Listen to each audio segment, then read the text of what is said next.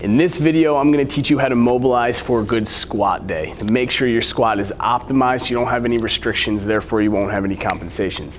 My name is Dr. Kyle Naylor. I'm the head movement provider and CEO of MVMTmentor, and I deal with plenty of clients to make sure that they can mobilize, stabilize, and strengthen everything to optimize their movement.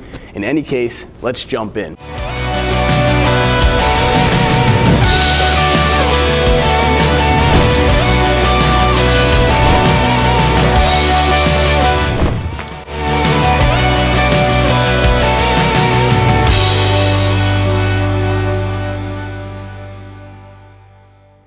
First off, before we actually jump in, let's go over the aspects that are usually restricted in a squat.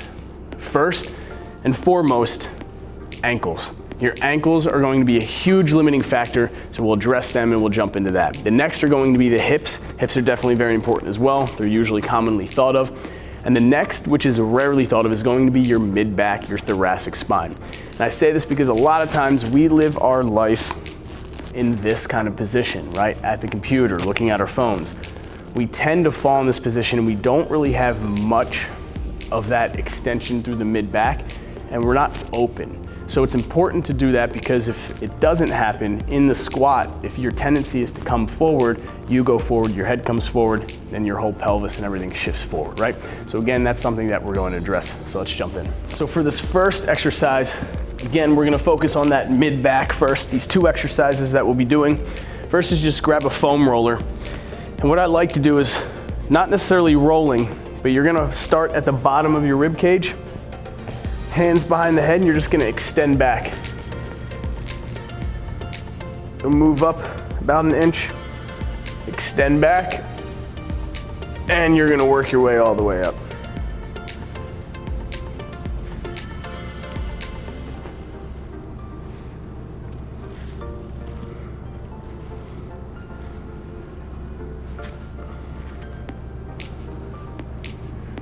Feel free to jump in, do this with me. I'll work my way down as well.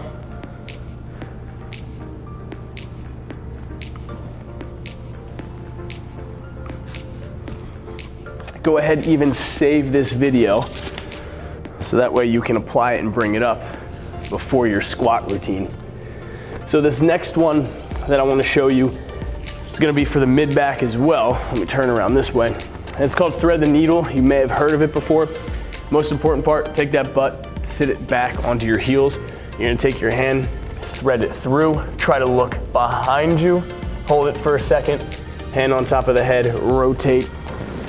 Try to look behind you, hold it for a second. You're gonna do this, and what I would do is get 5 each side. I'll show you the other side though, just so you see that angle. Again, most important part, butt on the heels. Now we're gonna be jumping into the hips. The one that I love here, a good 90-90 positioning. 90 here, 90 degrees here. First, we're gonna address that external rotation. Keep that belly button up, come forward. Don't just round the back, come forward. You're gonna push that knee into the ground, not with the hands, but using the muscle. Push for 10, 9, 8, 7, 6, 5, 4, 3, 2. We'll go a little bit further and push 10, 9, 8, 7, 6, 5, 4, 3, 2. Go a little bit further and push 10, 9, 8, 7, 6, 5, 4, 3, 2, then I like to take my hands up and push myself up. Now for this internal rotation, we'll take our hands, put it behind the back, drive this knee down and in. So I'll show you from here. I'm gonna drive the knee down like I'm rotating it down and in. So hands behind my back and push 10, 9, 8, 7, 6, 5, 4, 3, 2. Go a little bit further and push 10, 9, 8, 7, 6, 5, 4, 3, 2. Go a little bit further and push 10, 9, 8, 7, 6, 5, 4, 3, 2, and back. And then you'll do this same thing on the other side. Now this next stretch I like because it involves the adductors, which are generally forgotten about, but you can also hit the hamstrings in this way as well, and it's very dynamic, which I enjoy. So you'll get in a very just wide squat position. We're gonna do our side lunges. So I'm gonna go off to the side, drop my butt back, get that adductor stretch in there, and then I'm gonna turn my foot up, feel that hamstring stretch. Usually I'd like to do it without hands because then it adds that dynamic stability as well. Again, drop it down, turn, and come back up.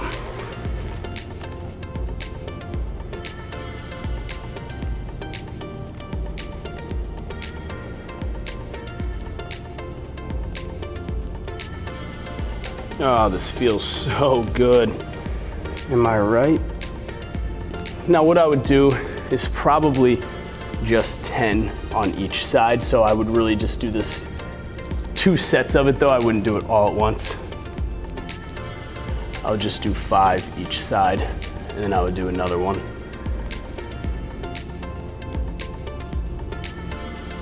Good.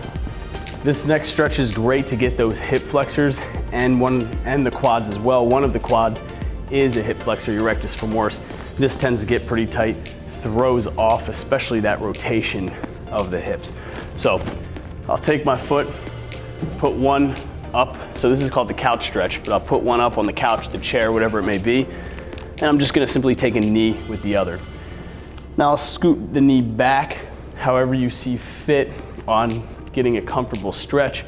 Your goal here though, you can see how I'm kind of tight, right? I'm leaning forward a little bit. What I want to do is straighten that out. So that's stretching those hip flexors. And then from there, I'm going to lean myself back. As I do that though, I don't want to tuck, I want to tuck that pelvis under. I don't want to extend it, okay? So that's important because you don't want to obviously hurt your low back during all this.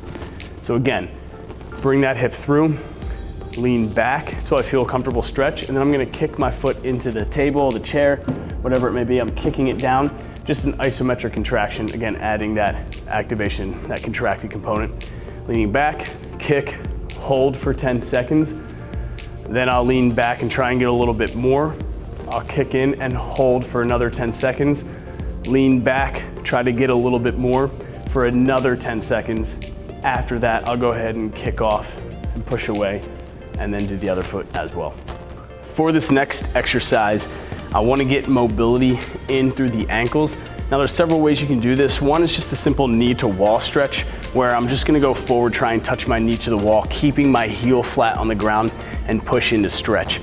However, I like to make it and be a little bit more aggressive with it so I get the motion through there. So I'm gonna grab a kettlebell, pretending that this is a wall here. I'm gonna have my toe about 4 or 5 inches back. It might just be 3 or 2 inches for you, depending on what it is. Your goal is to get as close to the wall as possible, but not quite touch. You want that motivation, right? You want about an inch away so it motivates you to drive forward. Again, keeping that heel on the ground. I'm gonna drive this forward. And what I'm doing is taking my body and pushing myself down into my ankle, getting that force and getting that stretch. So I can touch pretty easily, obviously, so I'll move back. There we go. And I do recommend a pretty heavy kettlebell. This is probably not heavy enough.